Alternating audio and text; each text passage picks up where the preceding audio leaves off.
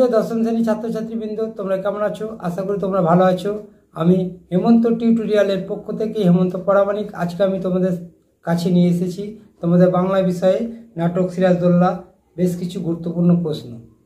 এর আগে আমি প্রথম সেমিস্টারে ইতিহাস এবং ভূগোলের গুরুত্বপূর্ণ প্রশ্ন দিয়েছিলাম, যা শুধুমাত্র প্রথম সেমিস্টার নয়, টেস্ট পরীক্ষা এবং ফাইনালে যথেষ্ট গুরুত্বপূর্ণ রাখে এই প্রশ্নগুলো।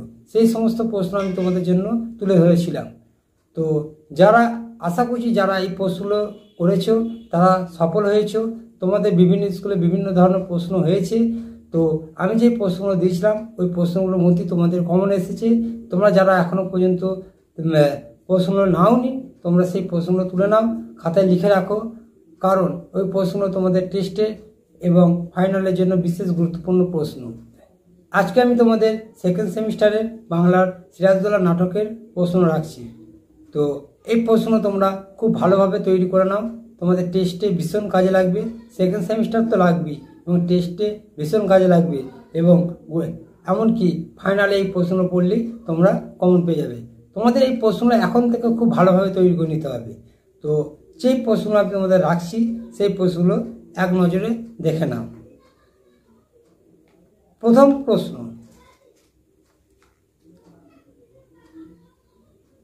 আর কত হেয় আমাকে করতে চান আপনারা? এখানে আপনারা কারা? প্রসঙ্গ উল্লেখ করে মন্তব্যটির তাৎপর্য বুঝিয়ে দাও। দ্বিতীয় প্রশ্ন তোমাদের জন্য রেখেছি, দুর্দিন না সুদিন, বক্তব্যটি কার? কি কারণে তিনি এই মন্তব্য করেছেন তা ব্যাখ্যা করো। আরেকবার বলছি, দুদিন না সুদিন, বক্তব্যটি কার? কি কারণে তিনি এই মন্তব্য করেছেন তা ব্যাখ্যা করো। 3 নম্বর প্রশ্ন দেখো, মাত্র 15টি মাস আমি রাজত্ব করেছি লুৎফা। লুৎফা কে? বক্তার 15 মাসের রাজত্বের অভিজ্ঞতাটি কেমন ছিল? আরেকবার বলছি, মাত্র 15টি মাস আমি রাজত্ব করেছি লুৎফা। লুৎফা কে? বক্তার 15 মাসের রাজত্বের অভিজ্ঞতাটি কেমন ছিল? 4 নম্বর প্রশ্ন দেখো, আমার এই অক্ষমতার জন্য তোমরা আমাকে ক্ষমা করো। বক্তা কোন বিষয়ে তার অক্ষমতার কথা বলেছেন? তার ক্ষমা চাওয়ার কারণ কি? আরেকবার বলছি, আমার এই অক্ষমতার জন্য তোমরা আমাকে ক্ষমা করো। বক্তা কোন বিষয়ে তার অক্ষমতার কথা বলেছেন? তার ক্ষমা চাওয়ার কারণ কি? 5 নম্বর দেখো, বাংলা শুধু হিন্দু নয়, বাংলা শুধু মুসলমানের নয়, মিলিত হিন্দু মুসলমানের মাতৃভূমি গুলবাগ এই বাংলা। কাদের উদ্দেশ্য করে কথা বলা হয়েছে? এই বক্তব্যের মধ্যে দিয়ে বক্তার কি চারিত্রিক বৈশিষ্ট্য প্রতিফলিত হয়েছে? আরেকবার বলছি, বাংলা শুধু হিন্দু নয়, বাংলা শুধু মুসলমানের নয়, মিলিত হিন্দু মুসলমানের মাতৃভূমি গুলবাগ এই বাংলা। কাদের উদ্দেশ্য করে কথা বলা হয়েছে? এই বক্তব্যের মধ্যে দিয়ে বক্তার কি চারিত্রিক বৈশিষ্ট্য প্রতিফলিত হয়েছে?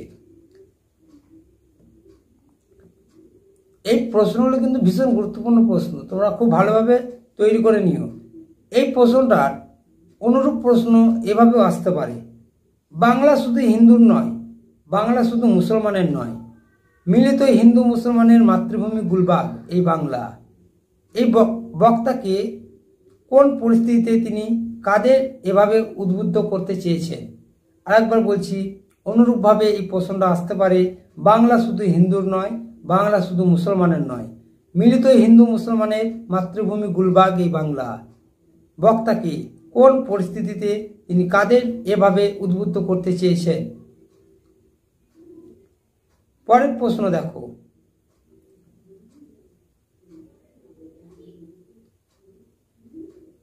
সিরাজদৌল্লা নাট্যাংশ অবলম্বনে সিরাজদৌল্লার চারিত্রিক বৈশিষ্ট্য আলোচনা করো। সিরাজদৌল্লার নাট্যাংশ অবলম্বনে সিরাজদৌল্লার চারিত্রিক বৈশিষ্ট্য আলোচনা করো। এরপরের প্রশ্ন দেখো, বাংলার এই দুর্দিনে আমাকে ত্যাগ করবেন না, কাদের উদ্দেশ্যে কথা বলা হয়েছে? কোন দুর্দিনের জন্য তার এই আবেদন?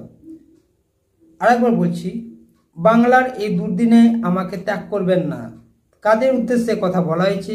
কোন দুর্দিনের জন্য তার এই আবেদন? পরের প্রশ্ন দেখো, কিন্তু ভদ্রতার অযোগ্য তোমরা, কাকে উদ্দেশ্য করে কথাটি বলা হয়েছে? এ কথা বলার কারণ কি? কি আছে প্রশ্নটা? কিন্তু ভদ্রতার অযোগ্য তোমরা, কাকে উদ্দেশ্য করে কথাটি বলা হয়েছে? এ কথা বলার কারণ কি? পরের প্রশ্ন দেখো, এই মুহূর্তে তুমি আমার দরবার ত্যাগ করো। বক্তা কাকে দরবার ত্যাগ করতে বলেছেন? তাকে দরবার ত্যাগ করতে বলার কারণ কি? আরেকবার বলছি, এই মুহূর্তে তুমি আমার দরবার ত্যাগ করো। বক্তা কাকে দরবার ত্যাগ করতে বলেছেন?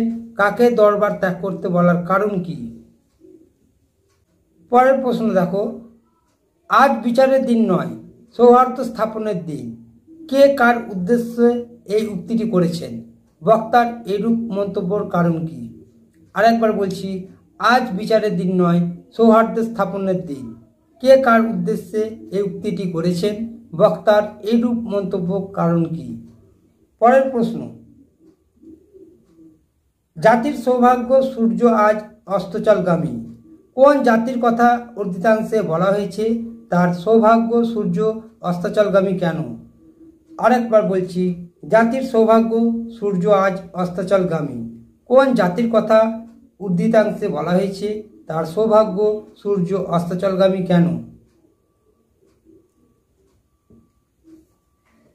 প্রশ্নটা তোমাদের অনুরূপভাবে এভাবেও আসতে পারে যে, জাতির সৌভাগ্য সূর্য আজ অস্তচলগামী।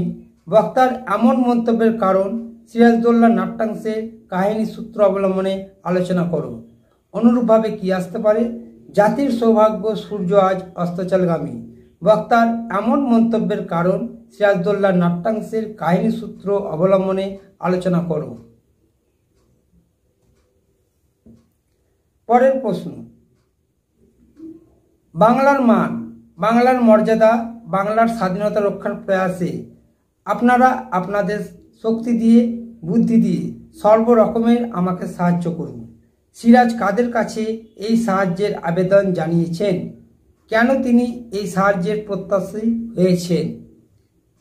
আরেকবার বলছি, বাংলার মান, বাংলার মর্যাদা, বাংলার স্বাধীনতা রক্ষার প্রয়াসে আপনারা আপনাদের শক্তি দিয়ে, বুদ্ধি দিয়ে সর্বরকমে আমাকে সাহায্য করুন।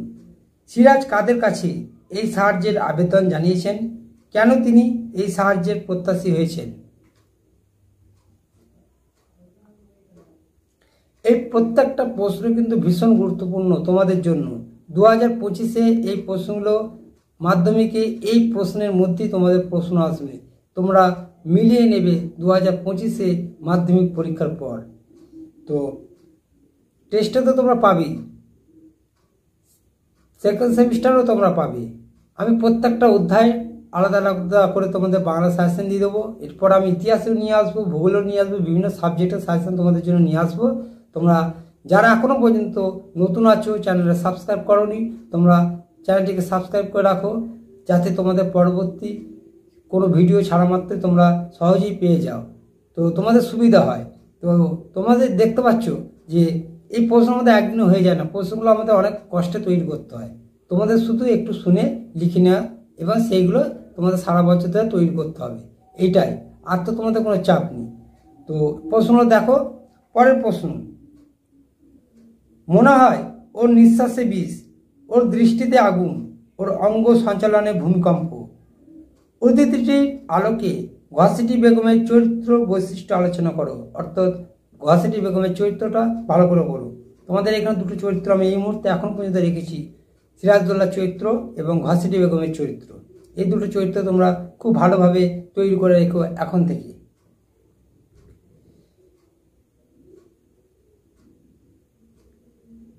পরের প্রশ্ন, আমার এই অক্ষমতার জন্য তোমরা আমাকে ক্ষমা করো। বক্তা কাদের কাছে কোন অক্ষমতা প্রকাশ করেছেন? কি বললাম? আমার এই অক্ষমতার জন্য তোমরা আমাকে ক্ষমা করো। বক্তা কাদের কাছে কোন অক্ষমতা প্রকাশ করেছেন? পরের প্রশ্ন, আমরা নবাবের নিমক বৃথায় খাই না, এই কথা তাদের মনে রাখা উচিত। কোন প্রসঙ্গে বক্তার এই উক্তি? নিমক খাওয়ার তাৎপর্য কি? উক্তিটি থেকে বক্তার চরিত্রের কি পরিচয় পাওয়া যায়? আরেকবার বলছি, আমরা নবাবের নিমক বৃথায় খাই না, এ কথা তাদের মনে রাখা উচিত। কোন প্রসঙ্গে বক্তার এই উক্তি? নিমক খাওয়ার তাৎপর্য কি? উক্তিটি থেকে বক্তার চরিত্রের কি পরিচয় পাওয়া যায়? মাত্র এই কয়েকটি প্রশ্ন তোমাদের জন্য আমি রাখলাম সেকেন্ড সেমিস্টারের জন্য। শুধুমাত্র সেকেন্ড সেমিস্টার নয়, তোমাদের টেস্ট এবং ফাইনাল উভয় কাজেই তোমাদের লাগবে, উভয় পরীক্ষায় তোমাদের লাগবে। আর সেকেন্ড সেমিস্টার এতগুলো প্রশ্ন তোমাদের দিতে হলো, কারণটা হচ্ছে বিভিন্ন স্কুলে বিভিন্ন ধরনের প্রশ্ন হয়। তো এই প্রশ্ন অবশ্যই তোমরা ভালো করে রেখো এবং পরবর্তী কোনো সাজেশন পেতে চ্যানেলটিকে সাবস্ক্রাইব করে রেখো। তোমরা ভালো থেকো, সুস্থ থেকো, আমার সঙ্গে থেকো। ধন্যবাদ।